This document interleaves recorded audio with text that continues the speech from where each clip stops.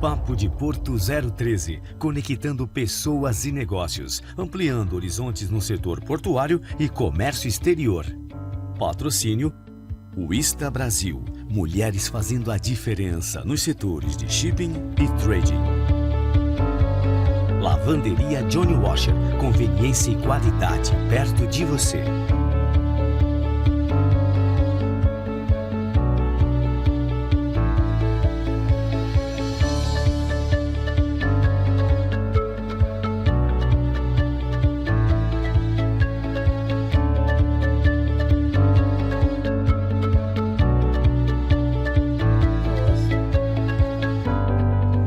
Olá, boa noite a todos, sejam muito bem-vindos a mais um programa Papo de Porto 013. Eu, Luiz Fabiano, serei seu anfitrião nesta próxima hora, mas não estarei sozinho nesta agradável noite de terça-feira. Estarei com uma convidada para lá de especial, uma amiga querida que conquistei na minha vida profissional e aniversariante do dia, diga-se de passagem. É com grande satisfação que eu divido esta bancada com Mariana Frias. Boa noite, Mariana. Que prazer enorme dividir essa bancada com você, com o aniversariante do dia, né? Obrigada. Boa noite, Parabéns. Fabiano. Boa noite a todos. Mais uma vez agradeço pelo convite para poder estar participando com você aqui, falando de mais um tema aqui para passar para todo mundo um pouquinho do conhecimento aqui da nossa área. Legal. Mariana, a gente sabe que você é uma mulher douta em várias áreas, né? E principalmente ligada a navio, muito importante, né? Que eu gosto de navio. E aí a gente fala de uma coisa muito necessária, muito particular para que a gente possa aumentar a capacidade aqui de embarque ou descarga dos navios, que é a questão da dragagem, que é a questão de aprofundamento do canal. Agora, a pergunta que não quer calar. Dragagem, obra de engenharia ou obra de apoio marítimo? Vamos começar com esse nosso bate-bola, que é o nosso título de hoje. Bom, Fabiana, então, a dragagem ela é fundamental, né? A gente, quando a gente olha para um cenário, principalmente a gente está aqui em Santos, quando a gente começa a entender que para que a gente tenha navios e a capacidade de operar o que a gente já tem e até mesmo ampliar a nossa capacidade, a gente precisa ter que a gente comentou, calado dos navios, e para isso precisa de uma profundidade específica. Então, a dragagem, né, ela vem tanto para apoiar as operações, como também ela é uma engenharia, ela realmente é um estudo e tem diversas instituições e entidades que regulamentam e trazem estudos cada vez mais aprofundados em relação à dragagem e como isso deve ser realizado.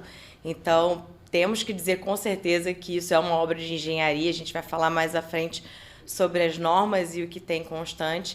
Inclusive, é uma prerrogativa da dragagem ter um engenheiro, enfim, ter uma ART responsável por essa obra. É uma obra, de fato, mesmo que a gente não veja como um edifício que está sendo construído, mas é uma obra, sim. Ela também é uma atividade de apoio, com certeza, necessária, mais até do que apoio portuário, enfim. Hoje ela já é uma das atividades, inclusive, dentro das premissas portuárias, dentro das autoridades, tem um custo elevado, um custo significativo e ele precisa estar previsto ao longo do período, ao longo dos anos aí que a gente tem estabelecido como programado para o porto. Então, não vejo necessariamente como algo como um apoio portuário, mas já faz parte daquilo que a gente entende hoje, por exemplo, de 2000 para cá, né, desde que a gente teve a instituição das dragagens contínuas, de que há essa necessidade. Então, ela já está como qualquer outro projeto que precisa estar acompanhado para que exista uma licença de operação, né? O que a gente chama de uma LO. Então, para que a gente tenha continuidade, tenha as condicionantes, enfim, isso precisa estar sendo atendido. Então, já faz parte aqui da nossa rotina, seja aqui em Santos, seja em qualquer outro lugar, não no Brasil, mas no mundo também. Então, o que tem peso é uma obra de engenharia. É uma grande obra de engenharia, uma grande obra. Eu brinco que tem um programa que eu gosto muito de assistir, que é o Mega Obras, não sei... Mega Construções. Mega Construções, isso. Estava tentando lembrar o nome. E ele fala sobre diversos projetos de eclusas, enfim. E raramente você vê algum de dragagem, mas também é uma obra gigantesca que a gente acaba não vendo, não tendo tanta dimensão, principalmente para o público em geral. A gente observa, mas a gente não tem uma relação, né? Você está vendo um prédio subindo, você consegue entender. Nossa, aqueles prédios em Dubai gigantes.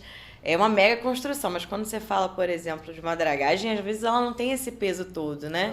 Mas também é bem significante, bem importante. Fazer uma comparação bem esdrúxula, comparar a dragagem com obras de tubulação em vias públicas, né? Ninguém vê, né? Mas são grandes obras que vão atingir centenas, milhares de pessoas na cidade, né, Mariana? Sim. Quando a gente fala da dragagem, Mariana, a gente fala de trechos, né, de jurisdição da autoridade portuária e trechos de jurisdição que não são da autoridade portuária. E eu queria que você explanasse melhor quais são esses trechos, como funciona isso de liberalização e a questão dos terminais que ficam ao fundo do canal, né, que necessitam dragar também para que entrem os seus navios. E aí eu queria que você contextualizasse geral aí com relação a esses trechos para nós aqui, para quem nos acompanha aqui no canal do Papo de Porto 013. Tá bom, então vamos deixar bem claro aqui que a gente está falando de Santos, porque eu acho que é importante quando a gente fala de segmentação de seção, a gente está falando especificamente daqui, da região, né? É claro que cada região vai ter sua particularidade, mas aqui para Santos a gente pode falar que nós temos a SPA, né, como autoridade portuária, e ela tem uma detenção, justamente do que você comentou, tem trechos. Então, hoje o canal de Santos, ele é delimitado por 4 trechos, né? Que ele começa lá da Barra e vem até mais ou menos a altura ali da Alemoa. Bom, aí esses 4 trechos divididos, né, eles têm as suas especificações e até algumas particularidades em relação até o calado hoje que tem, por interesse da SPA, enfim, dos terminais ali presentes, né, do que é de interesse e o quanto que de fato temos de manutenção. E depois, ali, logo na interseção da Alemoa até o final do trecho, que a gente já chama de canal de Piaçaguera, que vai até a Usiminas, né, no caso, nós temos um trecho que ele é hoje realizado pela Usiminas para que seja atendido os terminais ao longo do canal de Piaçaguera. Então, nós temos aqui 2 canais, né? Falando assim, o canal de Santos, ele tem tanto o canal que tem a detenção da licença pela SPA, quanto a manutenção que é feita pelo porto privado, né? No caso, a Usiminas, Tiplan. Hoje, atualmente, né? Podem ser que venham outros aqui, estou falando de atualmente, o que temos hoje é isso. E o trecho 1, 2, 3 e 4 da SPA, ele é realizado pela SPA, isso é dividido, enfim, pelos arrendados ali tem um custo que é repassado, mas tudo que é feito, a logística, a contratação e a efetiva manutenção e futuros aprofundamentos é pela SPA. Tá. E aí quando a gente fala dos tubos que são no fundo do canal, tanto a manutenção quanto o aprofundamento, tudo é custeado pelos tubos. Exatamente. E aí você tem uma conta de rateio, porque você tem vários terminais para lá do trecho. São quantos trechos? Só para informar para quem... Bom, então são 4 trechos até a Alemoa. Tá? Nós temos 4 trechos segmentados aqui. Esses 4 trechos estão dentro do canal e dentro do porto organizado, como podemos falar. Depois que a gente passa da Alemoa, subindo em direção até a Usiminas, hoje nós temos ali a Usiminas e o Tiplan. São os 2 terminais que nós temos que estão dentro dessa situação de terem os seus próprios custos e investimentos, claro, mediante as autorizações e licenças que lhe foi concedida para você operar, tanto fazer a manutenção quanto o aprofundamento daquela área.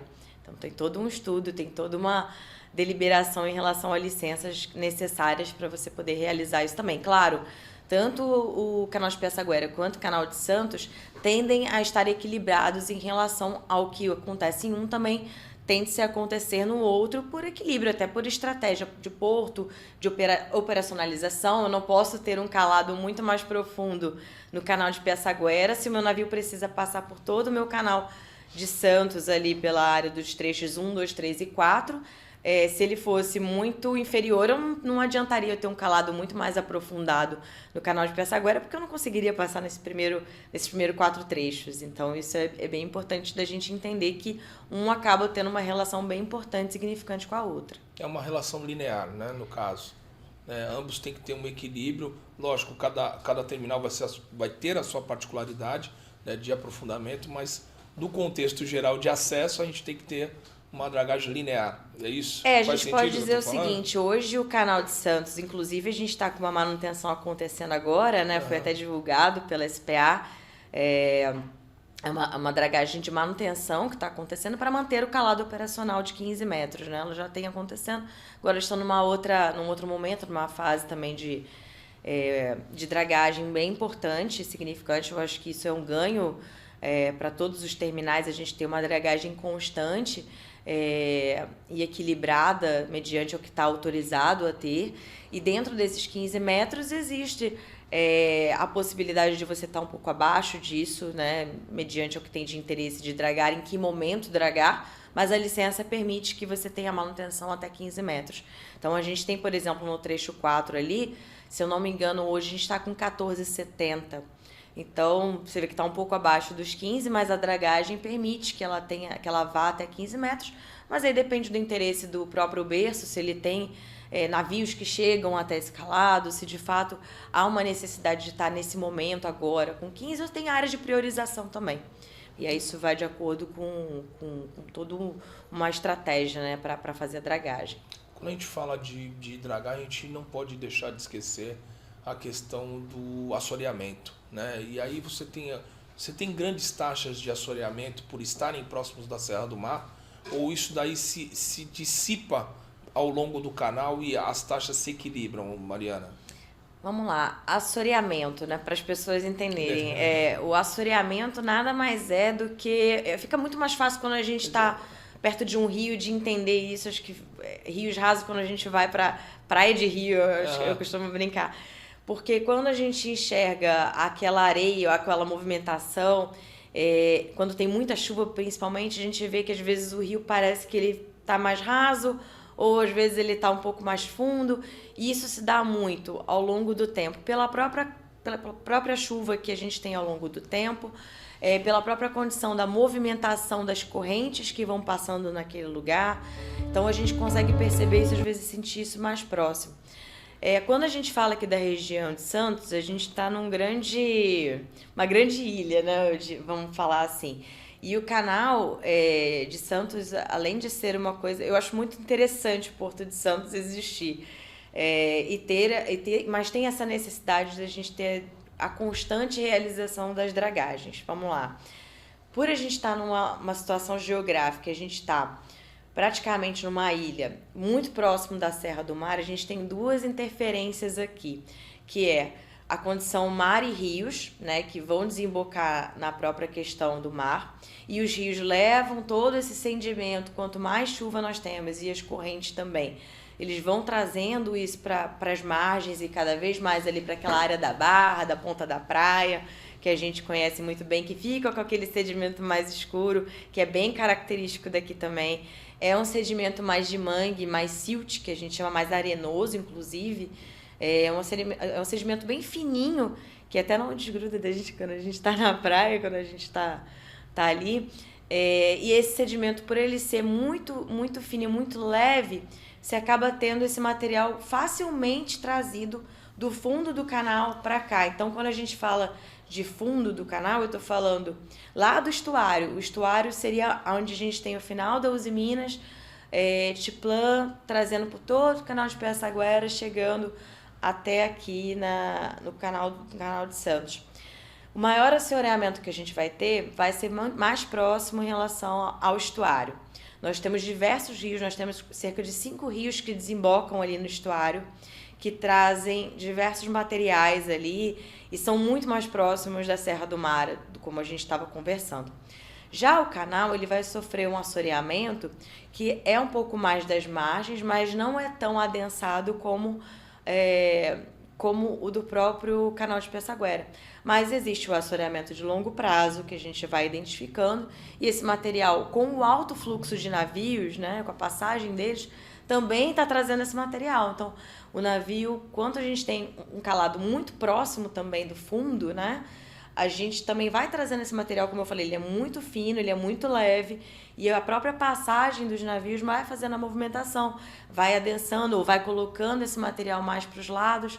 em relação aos berços, né, do canal até para os berços. Então, tem uma estratégia também para entender qual é a área onde a gente tem que dragar mais ou menos, ou não necessariamente dragar, mas entender e estudá-lo para que a gente consiga otimizar uma dragagem.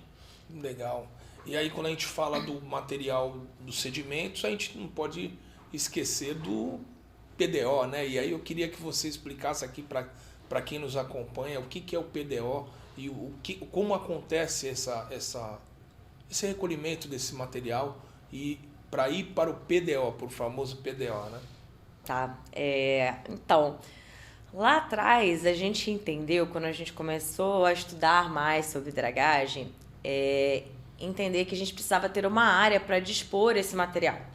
Eu brinco com as minhas amigas que não são dessa área para entender o que é uma dragagem, como é que funciona, que é como se a gente estivesse varrendo a nossa casa. A gente tem que tirar aquela areia, aquela poeira que entrou, né? Senão fica sujo ali, a gente não consegue fazer alguma coisa, a gente tem que colocar para algum lugar. A gente não vai botar para debaixo do tapete, né? Então a gente tem que botar em algum lugar, tem que descartar esse material. Bom, se a gente não tem um material tão sujo, mas tem uma poeira, alguma coisa que saiu da nossa limpeza, a gente precisa jogar fora. E aí nada mais é do que a gente ter uma área apropriada para descartar esse material da dragagem, ou seja, para tirar ele daquele lugar que ele tá, que ele tem um resíduo saudável ali de sedimentos, né, que são provenientes do que a gente conversou, de um assoreamento natural, e a gente conseguir colocar isso numa área que ela não fique próxima e que ela não atrapalhe ou volte a assorear aquele lugar, ou seja, volte a de fato ter um aumento ali daquele material naquela localidade. Então hoje a gente tem uma área, né, uma zona que foi criada, que ela já tem, acho que se não me engano, desde 2000 mais ou menos, ou um pouco antes, que foi determinado que é o PDO, que é uma área de disposição oceânica, é um polígono de disposição oceânica quando a gente fala aqui de Santos. Ele fica mais afastado da área de Santos, da área de praia, da área que a gente entende como uma área que poderia até ter um assoreamento, então essa área ela tem que ficar mais distante estrategicamente. Ela é uma área monitorada, que ela só pode ter o descarte autorizado, inclusive, né? Tem todo um levantamento necessário. A SPA faz esse monitoramento constante de como está também esse polígono. Esse polígono tem diversas seções que são delimitadas para tipos de material e como é que eles podem ser dispostos e quando eles podem ser dispostos. Para que a gente tenha um ordenamento também e do assentamento, como eu diria assim, como é que esse material ele vai se acomodar dentro dessas quadrículas, né, como a gente chama, dentro desse grande polígono. E é bem importante ter os levantamentos, que a gente fala de levantamentos de fundo, né, a batimetria no caso, para que a gente consiga ler o que está ali. Então, a profundidade é lida através desse levantamento. Então, ele é feito muitas vezes antes de ser feita a dragagem, né? É preciso estudar, verificar se eu tenho espaço nesse polígono, para que, de fato, eu consiga realizar minha dragagem, consiga dispor esse material nessa quadrícula e depois verificar como é que esse material foi posicionado e se ele foi corretamente posicionado. Então, tudo precisa ser monitorado e é monitorado, inclusive tem um acompanhamento em tempo real via satélite de todo dessa retirada de material até que isso seja colocado especificamente na área que foi indicada para ser colocado tanto pela SPA quanto pela próprio órgão ambiental. Legal. Mariana, quando a gente fala uma verdadeira aula, né? Inspiradíssima hoje. É técnica, né? A gente entra um pouquinho. Você está inspiradíssima hoje. Mariana, quando a gente fala dos quadrículos, quantos quadrículos nós temos hoje de descarte? Olha, agora você me pegou, hein? Vou ter que perguntar aqui. Vamos passar de 10? Vamos chutar. Passa de 10, passa de 10, com certeza. Passa de Temos 10. Mais de 10. A gente tem os polígonos norte, polígono sul. Se eu não me engano, eu não tenho certeza agora se são 20 e poucas ou 30 e poucas quadrículas. Eu vou dar uma olhadinha aqui, daqui a pouco você me pergunta de novo que eu vou olhar aqui. Tá bom, legal. E aí, tendo esses quadrículos, aí quando a gente fala, a gente deu uma pequena pincelada, você deu uma pequena prévia aí de legislações. E aí vamos vir para o modo regulador, né? Modo regulador ambiental, modo regulador operacional. O que a gente tem aí de legislação para a dragagem com relação à permissibilidade de dragagem no Porto de Santos? Quais são as normas que regem aí a questão da liberação da dragagem? Então, dragagem, falamos mais uma vez, é obra, né? Então, como toda obra, ela tem que ter um normativo que a gente vai seguir. Hoje a gente tem a norma 303, que ela fala sobre obras e lavras em águas jurisdicionais brasileiras pela Marinha. Então, é uma norma que ela vai falar especificamente como é que precisa ser feito, todo o rito para que a dragagem aconteça. Isso inclui todas as licenças, pareceres necessários, levantamentos batimétricos que vão ser também importantes de serem feitos e necessários, e quando que eles precisam ser feitos. Isso é uma das coisas que a gente precisa atender, né? Então, não só para a dragagem, mas outras obras, enfim, até de cabos submarinos, quando a gente está falando, tudo que é feito sob o leito marinho, a gente tem essa norma para a gente poder utilizar. Bom, também muito importante é a parte ambiental. Então, quando a gente fala de dragagem, e isso envolve muitas polêmicas também em relação ao que precisa ser feito e como são feitas as autorizações, mas isso passa por um crivo muito sério e eu acho que a gente no Brasil, inclusive, tem uma das legislações mais sérias e profundas em relação aos prazos e o que é necessário para que a gente consiga fazer uma obra desse tipo, desse porte, principalmente falando da parte ambiental. Bom, hoje a gente tem as CONAMAs, tem 2 CONAMAs que são muito importantes no que a gente fala de obras, né, de dragagem. A gente tem a CONAMA 237, que ela vai falar justamente do licenciamento ambiental em si, e a gente vai ter a 434, que ela vai falar exatamente sobre o gerenciamento do material dragado. Então, ela está muito conectada justamente aos PDOs, porque para a gente descartar, como a gente falou, né, esse material no PDO, existe uma condicionante. A condicionante é ter o material limpo. Então, a gente precisa caracterizar esse material ambientalmente para entender, olha, esse material ele é um material bom ou ele não é um material bom apto para descartar num PDO. E aí, nessa CONAMA, ele vai dar todos os direcionamentos do que precisa ser feito para que a gente consiga atender. Dentro das licenças que a gente fala de ambientais, a gente vai ter 3 tipos de licenças que são importantes a gente comentar, né? A gente não falou muito sobre isso no começo, a gente está falando da dragagem, mas é porque a gente falou um pouquinho da manutenção, mas não existe só a dragagem de manutenção, e a gente acha que você vai chegar nesse lugar também. A gente tem o licenciamento prévio, né, para a gente poder, uma LP, para começar a ter a instalar, pensar num porto, existir um porto ali, a gente precisa de uma licença prévia.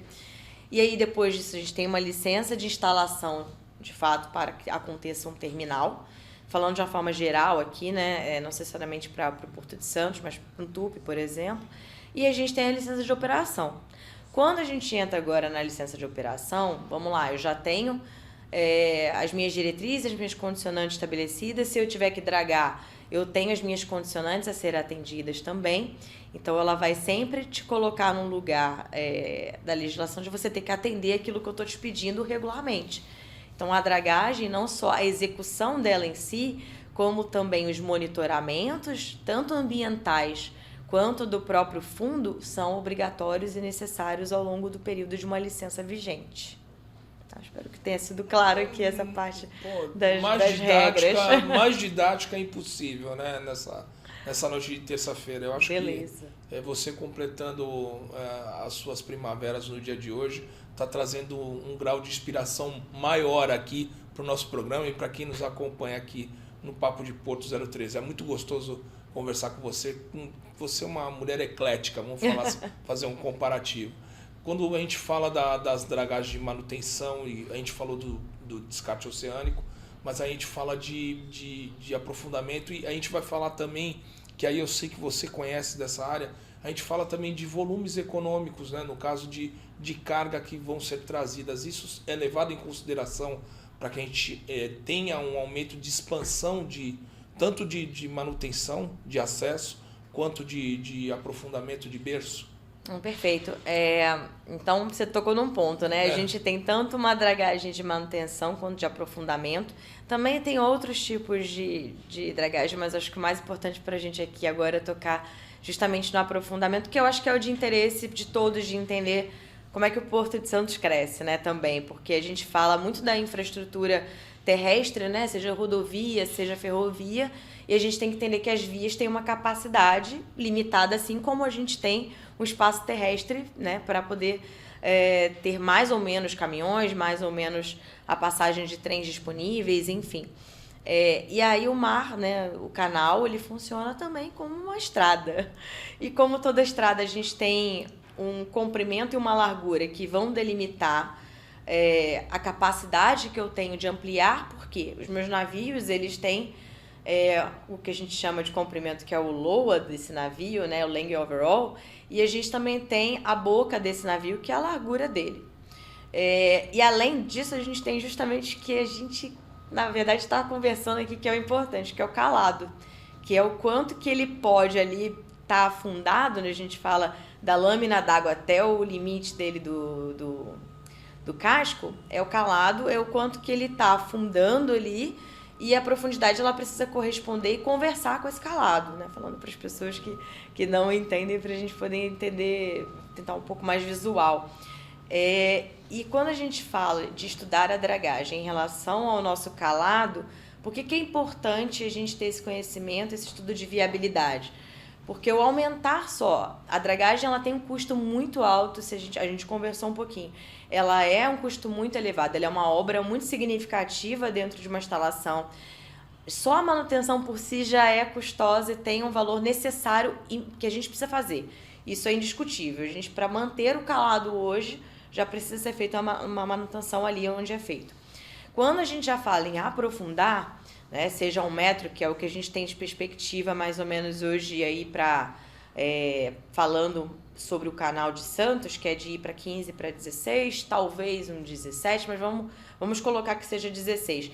1 metro de calado, quando a gente fala de 1 metro, a gente está falando significativamente de colocar aí, eu vou falar um pouco mais de volumes, né? Não necessariamente de container, eu sei que tem muita gente do container, mas para cada centímetro que eu tenho, que a gente aprofunda um canal, a gente tem em média 70, 75 toneladas de carga.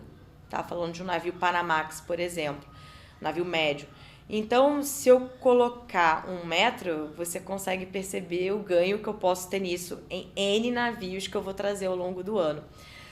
Porém, eu também tenho uma limitação, que é a própria questão dos navios, né? A gente está falando aqui que eu vou aprofundar para ter navios com calados maiores. Claro que a gente vê isso muito para o container, a gente precisa já aumentar, isso já é uma realidade para a gente se tornar competitivo com o que já existe.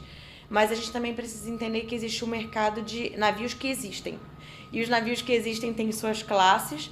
E, por exemplo, quando eu falo de estrutura de um Panamax, ele tem um LOA e uma boca e um calado para o máximo de carga que já é convencionado. Então, para eu carregar o máximo de carga possível, seja 90 mil toneladas, vamos dizer assim, que eu tenha 14,5 de calado, é isso, eu não tenho como aumentar o calado daquele navio. Então, por isso que quando a gente estuda viabilidade, será que quando eu estudo para botar 15,5 é necessário para o que eu tenho hoje no meu mercado, para os navios que são construídos hoje já existentes? Então, essa pergunta, quando a gente monta estratégia, precisa ser feita. Se de fato o que tem no mercado de oferta de navio e o que eu estou aprofundando é relevante para que isso se converse e se pague, porque senão eu estou aprofundando demais. Foi o que eu comentei lá atrás. Se eu tenho 14,70 ali próximo da Lemoa, é necessário fazer mais? Porque cada centímetro também de dragagem, né? A gente hoje entende a dragagem por metro cúbico, então isso é pago por metro cúbico dragado. Então, se você pensar cada metro cúbico que eu vou dragar, o quanto a mais isso está sendo custoso ou desnecessário dentro de uma estratégia para a gente ampliar. Então, isso é bem importante da gente entender também, que não é toda a área e tudo que a gente precisa fazer, mas precisa estar conectado com a estratégia de volume para a gente receber. Quando você falou de navio, muito me chama a atenção, Mariana, que a gente também tem as questões morfológicas, né, de morfologia do navio. E a gente também tem renovação de frotas, então uma frota em média aí dura entre 20 e 25 anos, né? E a morfologia do navio interfere também na questão de você ter a atracação do navio. Hoje você percebe que a gente vai ter mais uma mudança do formato do navio, porque isso propicia que você atraque navios maiores, né, mais largos, mas com quilhas menores, com formatos menores. E aí eu queria aproveitar do teu conhecimento de águas empurradas, né, sobre renovação de frota e o que isso pode interferir, beneficiando a questão de manter-se a profundidade do canal, porém ampliar-se a capacidade de navio. Eu adorei essa pergunta. Eu tava pensando, será que eu ia fazer essa pergunta? Porque realmente a gente não está sozinho, né? Da mesma forma que a gente fala de qualquer estudo que a gente tenha, porto precisa de navio e a gente precisa conversar com o que está acontecendo, principalmente na área de construção naval. A gente precisa entender como é que está o mercado, o que está acontecendo. E aí a gente não pode desconectar do que a gente tem hoje das estratégias de descarbonização. Né? A descarbonização hoje, ela traz navios já que estão sendo modificados para os antigos, como você comentou, né? Dessa frota que está com 20, 25 anos, mas também tem navios novos pensados para que a gente tenha biocombustíveis, para que a gente tenha emissões mais baixas, o zero net, como é o que a IMO prevê, né? Nos próximos anos, e isso faz com que o peso do navio também seja diferente. Então, a construção física dele para atender essa nova dinâmica também vai ser diferente, e já está sendo diferente. Inclusive, muitos navios, já estamos recebendo navios que tem, por exemplo, são movidos, são com pás eólicas, enfim, pás eólicas, assim, de uma forma, são movidos a ar, eu não gosto de falar, mas eles têm essa dinâmica diferente. E eles já têm uma construção para superestrutura para cima que já é diferente. Então, já é uma coisa para a gente prestar atenção. Quando a gente fala agora de calado, e aí o que eu acho que é legal, é que isso a gente consegue ver mais agora no container. Os containeiros, a gente tem diversos modelos de casco com hidrodinâmicas diferentes que estão aí no mercado, em que eu posso trazer mais carga e não necessariamente aumentar o meu calado. Então, isso para a gente aqui em Santos é muito interessante da gente ter essa percepção, porque tem o mesmo navio, com o mesmo loa, mesma boca, eu posso ter ele com um calado maior ou menor. Isso vai me trazer mais ou menos contêineres. Isso vai também depender do que tem, do peso de construção desse navio, do tipo de chapa, motor, tudo isso vai impactar no peso dele e o quanto mais ou menos ele vai poder carregar. Então, quando eu olho hoje para os navios que a gente tem no mercado, que já estão saindo, a gente tem cada vez utilizado essa questão do ESG, né, da própria questão ambiental, de ter menos navios trafegando, mas que eles tenham mais capacidade volumétrica de carro. Por isso que é importante pensar que o calado precisa ser maior, né? Porque a gente precisa trazer menos navios, porque isso é menos poluição no ar, vamos colocar assim. Só que, na verdade, também tem uma questão de que eu posso ter navios que vão trazer mais carga, melhor dimensionados para o que a gente tem hoje também. Porque eu não posso, foi o que a gente comentou mais uma vez, é uma estrada no mar. Eu não necessariamente consigo ampliar ela lateralmente, né? Isso é um problema, porque se eu tenho um navio que começa a aumentar muito lateralmente, ou seja, a sua largura aumenta, proporcionalmente, pelas regras que a gente tem hoje, a gente tem a Pianchi, que é uma grande instituição aí, uma associação muito grande e forte da engenharia, que fala e detém muitas diretrizes, inclusive a Norma 303, ela tem muita coisa conectada com ela sobre o dimensionamento das vias, para a gente ter uma bacia de giro, por exemplo, né, para fazer o giro dos navios, seja os berços de atracação, esse tamanho. Então está tudo conectado com os navios que estão aparecendo, com esses antigos que estão aí sendo finalizados também, indo para corte. E isso é importante da gente notar, que os navios precisam estar aderentes em relação à sua profundidade também. E aí, vindo para a questão das dragas, né? A gente falou do aumento da condição operacional que a gente estava falando, né? De não aprofundar muito, conservar com o tamanho dos navios, hidrodinâmica e tudo mais. Quando a gente fala de draga, né? Primeiro, qual a capacidade e qual o transit time dessa draga, né? Qual o tempo de ciclo, né, dessa draga para ela poder fazer o ciclo completo? Tá, vamos lá. Eu não sou expert na draga, tem empresas muito melhores para falar sobre isso de engenharia. Geralmente a gente tem empresas aí muito top no mercado de referência. Estamos com uma draga aqui em Santos, né, que ela está fazendo a manutenção, como mencionamos, ela tem uma capacidade de 18 mil, mais ou menos, metros cúbicos por ciclo. Bom, se a gente for colocar nisso num ciclo dela para ela fazer... Ela é uma draga que a gente fala de sucção, né? Uma draga bem interessante. Claro que tem outros tipos de dragagem, mas o que a gente tem aqui já é uma draga que ela é bem eficiente para o que a gente tem falando de Porto. Não temos muitas dragas nacionais, então assim, e no Brasil, inclusive, então isso também tem uma diferença. Então a maioria das dragas elas acabam vindo de fora, onde de fato o mercado é um pouco maior e assim, mais eficiente em relação a isso, até pela própria questão da construção naval, como eu mencionei, isso também é impactado.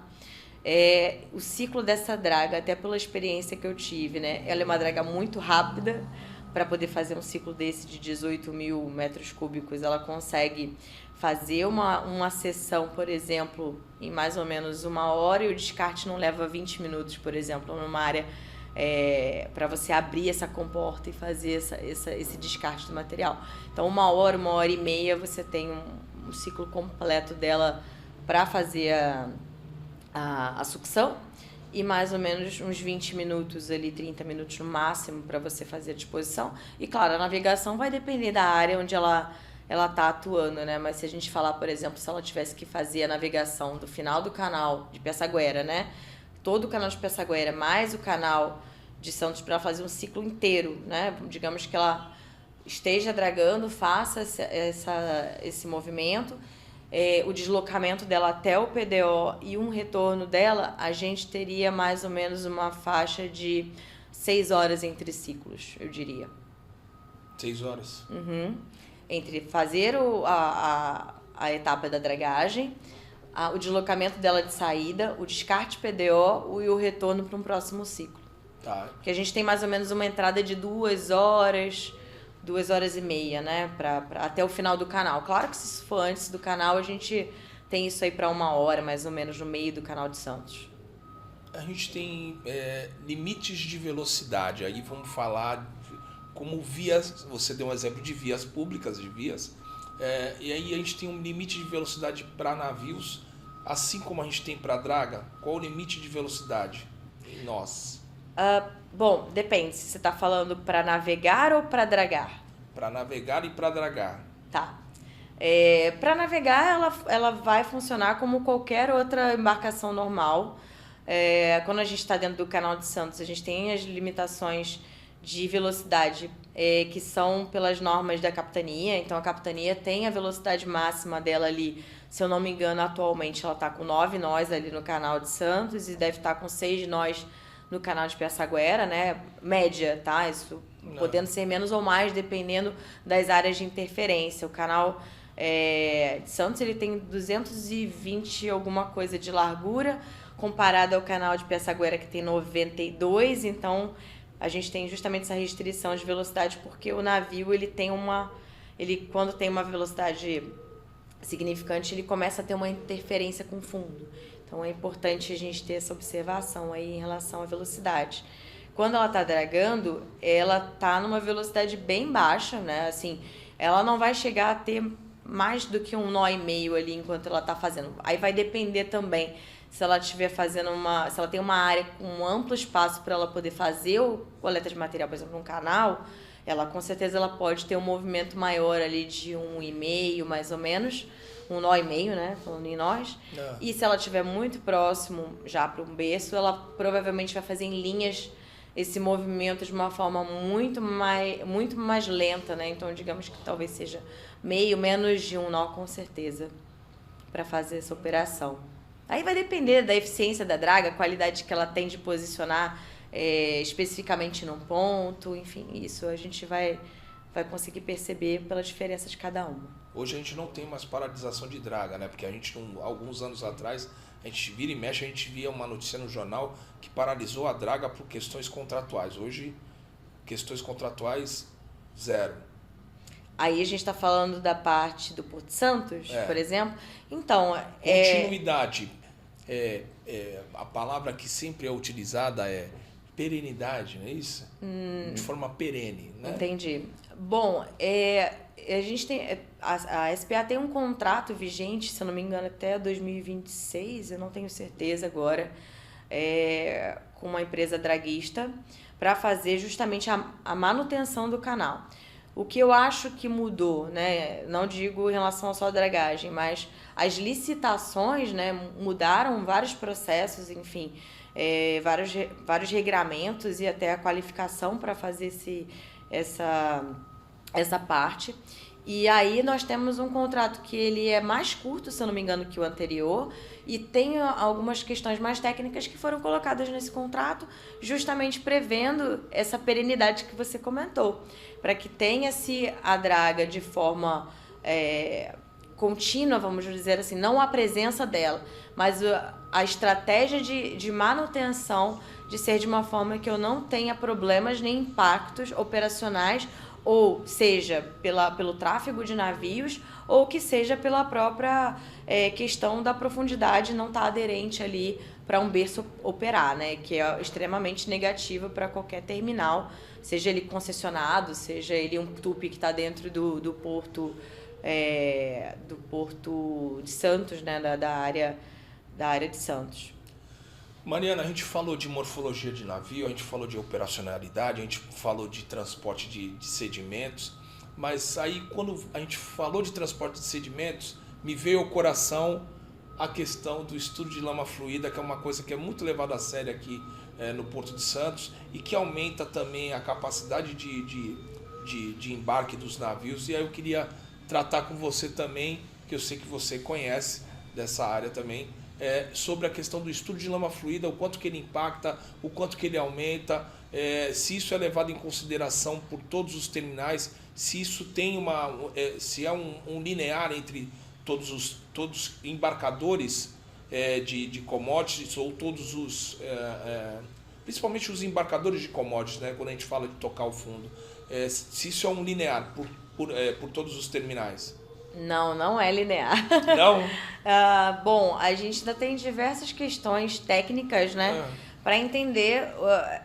É porque a gente precisa explicar muitas coisas ainda. A gente fala de certas regras e certos entendimentos que dependem do que você falou, de estudo.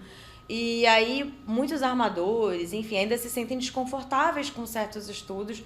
Ou, por exemplo, muitos não são do Brasil. Então, se a gente tem um estudo, por exemplo, de uma universidade nossa, para que a gente, de fato, consiga divulgá-lo e ele seja entendível e converse com outros que estão acontecendo no mundo, precisa ter uma mesma linguagem, né? Então, vamos lá. A gente tem diversas universidades aqui que têm estudos muito legais, mas ainda assim a gente ainda tem muitas dependências lá de fora da visibilidade do que está acontecendo, está conversando com o que tem aqui.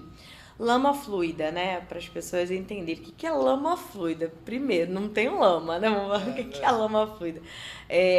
A condição do material do fundo, ela pode permitir que o navio ele trafegue ali, né? No caso, que ele tenha uma velocidade, né? Quando a gente fala, eu falei sobre isso. O navio está passando, seja aqui no Canal de Santos, ele tem uma velocidade, essa velocidade ela faz com que o navio ele sente um pouco, né? Ele desce um pouco mais, porque tem uma interferência ali com esse fundo. Então, se eu tivesse um fundo muito duro, ou que ele fosse de rocha, eu já não teria essa possibilidade, porque eu tenho um risco muito maior, justamente do que muitos países têm, que o fundo não é lamoso, como a gente comenta aqui. O nosso fundo, justamente, ele é arenoso, ele tem um silt, ele tem uma questão de uma argila, que faz com que, se esse meu navio passar e tiver uma interferência, ele não vai causar um impacto, né? Vamos falar de navegação, a gente está falando nem de encostar no fundo, a gente nem está chegando nessa parte aqui que a gente não deseja, até porque a gente precisa ter uma folga aí abaixo da quilha mínima para isso acontecer. Mas o navio, pelo seu comprimento, se a gente colocar aí que ele tenha 200 metros para ficar fácil de entender, se eu tenho meu calado na proa, na polpa e uma meia-nau, são 3 regiões bem distantes. Se a gente pensar aqui, tem 60 metros de distância de uma para outra no mínimo, né? Então, em cada ponta dessa, o meu navio ele está fazendo um movimento em que essa parte ela vai estar mais próxima no momento diferente da do meio, diferente dessa, né? Seja ele pela própria questão da navegação. Que é o caturro. O caturro, pô, ainda muito bem, parabéns. Então, ele tem esse movimento natural, que ele vai fazer, claro que ele vai ter outros, mas mais relevante para a gente entender esse movimento, né? Então ele vai ter esse aqui, ele vai estar mais levantado, esse mais abaixado. Então aqui vai ter uma distância menor do que essa daqui, né? Que seja pequena, mas é justamente a folga que a gente está falando e essa questão de lama fluida é entender que esse calado ele vai mudando, ele é dinâmico ao longo da minha navegação e que ainda que ele tenha essa oscilação em determinados pontos, eu não vou ter de fato um impacto em relação à minha navegação. Então isso permite que eu tenha pontos, não necessariamente com aquela profundidade específica, eu ainda consigo fazer uma navegação segura. Em paralelo a isso, nós temos uma outra condicionante que é o que ainda temos muitas dificuldades, que a gente chama NABSA. Não sei se você já ouviu falar nela. Sabe o que é a NABSA? Eu sei, eu só não lembro a sequência da... not a safety ground, but a safety... só tô tentando recordar. Nessa daí eu esqueci. Não tem problema, mas ela está conectada também, por isso que é importante. E aí a gente fala dessa NABSA, que é uma sigla, que basicamente é para dizer que, olha, meu navio, quando ele estiver aqui nesse berço atracado, minha profundidade, se ele tiver que encostar, ele está seguro e eu não tenho problemas. Ou seja, para o armador, quando ele tem isso, até contratualmente, a gente precisa ter uma cláusula NABSA, que a gente chama, que o meu navio, olha, ele pode encostar no fundo aqui do meu terminal, que o seu navio ele não vai ter nenhum problema. Então, se a minha maré oscilar, né, e o seu navio, por acaso, encostar no fundo, por acaso encostar, não necessariamente, né, olha, ele não vai ter problema, porque o meu material ele é mole, e o seu navio ele vai simplesmente encostar, e na próxima maré ele vai voltar numa posição tal qual, uma próxima condição de maré, eu consigo sair com o seu navio sem problema enquanto você estiver carregando. Ou seja, é uma cláusula para quando você estiver carregando ou descarregando o navio. Principalmente carregando. Então, ela dá uma segurança para o armador, que aquele porto tem uma condição tal qual, estudada, para receber o navio numa determinada profundidade, em que esse navio ele vai estar seguro, independente se ele tocar o fundo. Tá? Então, isso é bem importante quando a gente também está falando, porque é uma cláusula muito conhecida de mercado. Muitos armadores dão prioridade, inclusive, a terminais que têm essa cláusula em detrimento de outros. Quando a gente fala dessa cláusula, a gente, assim, do que eu tenho de aprendizado, lógico que eu não tenho as suas águas empurradas, mas do que a gente tem de aprendizado, a gente tem a questão do comandante. Eu sei que você é pilota de navio, porque quem é piloto de navio nunca deixa de ser piloto de navio. Não. Né? Então, a questão do comandante, nesse caso, porque é o coração dele, ele sente as vibrações do navio, né? O bend moment, o share force, essas coisas todas. É levado em consideração, se caso ele não queira trabalhar com relação a essa cláusula, se ele perceber que na leitura dele de chapeamento de navio, ele vai sofrer algum impacto com esse navio na saída, ou com a puxada desse navio por um rebocador, ou com ele navegando em águas oceânicas, ele tem essa prerrogativa? O comandante tem todas as prerrogativas, principalmente falando de segurança da embarcação. Então, falou em segurança, é a prioridade dele, né? Segurança de pessoas e embarcação. Está previsto no SOLAS, que ele está ali justamente para resguardar a vida humana e a embarcação, em segundo caso. Mas se a gente for navegar e pensar nessa saída, como você mencionou, sim. O que pode acontecer? Eu não diria que preliminarmente ele teria essa visibilidade. Por exemplo, ali não dá porque tem essa condição. Ele tem um contrato a cumprir, né, mediante o que aconteça. Digamos que, uma situação hipotética, ele está atracado num berço, está ali carregando, sentiu que a embarcação dele de fato está encostando e não está confortável com aquela situação. Ele pode protestar, ele pode de fato comentar que aquilo aconteceu, mesmo que exista uma cláusula, por exemplo, para que aquilo fique registrado, porque se tiver qualquer tipo de condição no seu casco que o afete, inclusive ele pode chamar uma perícia, ele pode pedir qualquer tipo de situação. Olha, eu gostaria de olhar uma planta batimétrica, verificar se esse fundo de fato está como vocês comentaram. Ele tem um ecobatímetro que de fato também dá essa profundidade e ao longo da sua navegação para entender se ele está se está coerente com o que tem numa carta náutica, por exemplo. De qualquer forma, o comandante ele não vai passar por nenhuma área sem ter estudado aquela área antes, né? E quando a gente fala de canal, a gente está falando, principalmente aqui no Brasil, não posso falar lá de fora porque a praticagem funciona de outra forma, mas aqui nós estamos a praticagem compulsória, né? Obrigatória.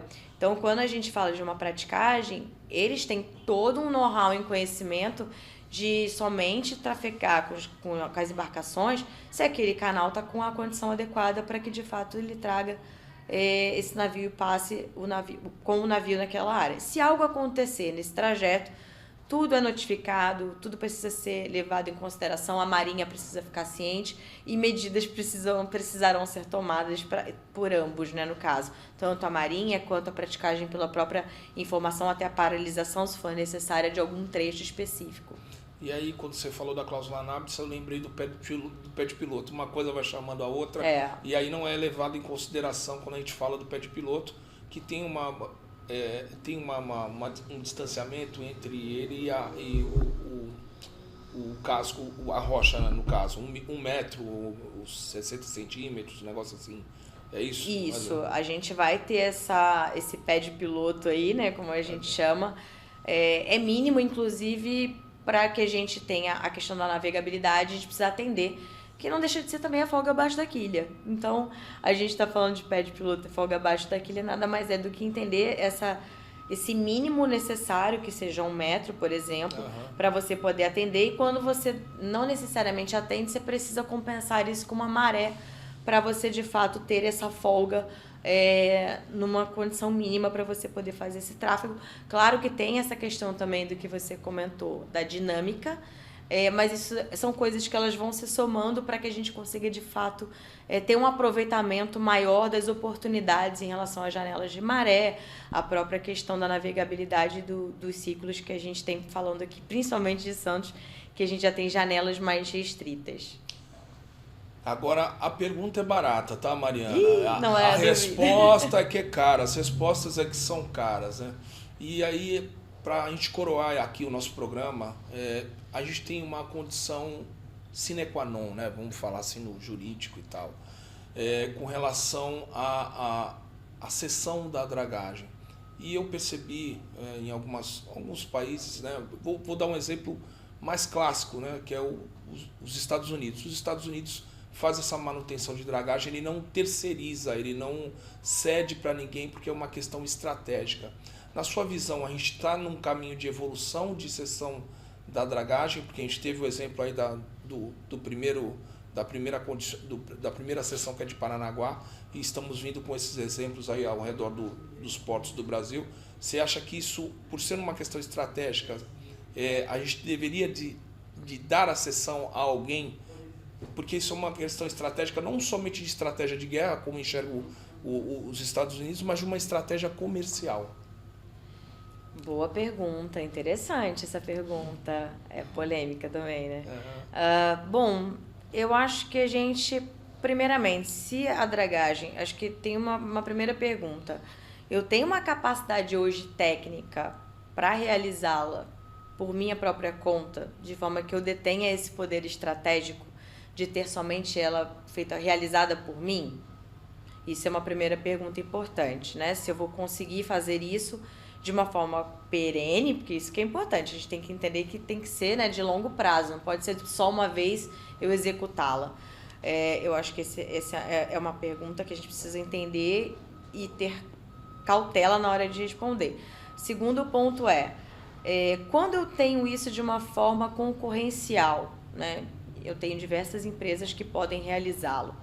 E também elas estão com estudando tecnologias e têm capacidade de investir num equipamento desse em sua manutenção, porque quando a gente fala de uma dragagem, a gente está falando de um equipamento de dragagem e tudo que envolve não só a draga, mas a gente também tem os acessórios de draga, que é uma embarcação que, por exemplo, vai usar um clamshell, que é para você retirar muito próximo de um pier, a gente vai ter um próprio arado depois para fazer um nivelamento. Eu vou ter condição de ter todos esses equipamentos à minha disposição, de fato, 24 horas por dia, 7 dias por semana, ao longo de anos. de forma eficiente para realizá-lo, isso é importante também. Agora, em relação ao que eu vejo que é o ganho fundamental, é qual é o meu estudo e estratégia para que eu execute essa dragagem e em que de tempos em tempos, e onde e como eu devo fazê-la. Isso eu acho que precisa ser uma estratégia sua, né? Do porto em si, da nação, enfim, do órgão que de fato detém essa parte como estratégia de mercado, ou que seja um TUP, quem tem a concessão. Porque isso de fato faz diferença. Então, se eu vou planejar para dragar um pouquinho aqui e muito daqui ano que vem, isso é uma estratégia. Então, se não faz diferença. Agora, qual é a contratada, ou quem eu vou usar como concessão, já não vejo isso como um grande ponto para a gente estar discutindo. Mas, para o draguista, se a gente for pensar em uma empresa contratada que tem o expertise e o know-how de fazer aquilo, que é o que acontece aqui, a gente precisa entender que ele tem, de fato, ele está ali com aquela continuidade de um serviço específico. Se a gente for pensar dessa forma, como diversos outros serviços, a gente também tem que entender que é também um serviço que a gente precisa que seja feito uma manutenção, uma continuidade, uma expertise, como outros também existem. Eu entendo que precisa haver uma concorrência constante, até para a gente poder ter uma movimentação e não ter um vício de mercado, mas mais do que isso, entendo que a gente precisa fomentar o mercado nacional para isso. A gente hoje não tem um mercado bom para que a gente fale, temos dragas próprias, o Brasil vira referência nisso, apesar de a gente ter grandes hidrovias e a gente tem a Amazônia Azul gigantesca, né? A gente precisa falar sobre isso. Uhum. E o que a gente tem hoje de dragas hoje nacionais e de qualidade que a gente possa concorrer com outras de fora do Brasil? Eu acho que é uma pergunta que a gente precisa fazer até antes da gente chegar nesse nível de se é concessão, se não é, porque senão a gente vai acabar ficando refém sempre dos mesmos do que a gente tem aí fora. E aí os Estados Unidos está muito à frente e não dá nem para comparar nesse sentido em relação ao que ele tem, até porque ele tem tudo muito próprio, né? Uhum. E aí essa inteligência de mercado, ela fica nacionalmente. Então, espero que eu tenha respondido essa de uma forma 10 milhões a resposta, 10 milhões. Já valorizei e ainda vou colocar as ações no mercado, Mariana.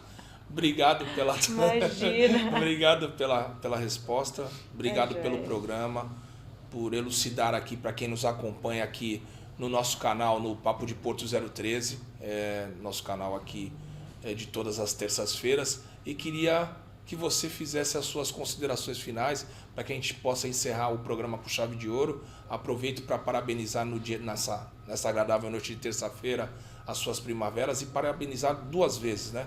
Tanto pela sua competência, né, na frente à atividade portuária e à atividade de navegação, quanto pelo seu aniversário. Muito obrigado, minha querida. Fique à vontade para fazer suas considerações finais. Obrigada, é sempre um prazer. Eu gosto muito desse tema. Eu gosto de todos os temas técnicos, né, para falar a verdade.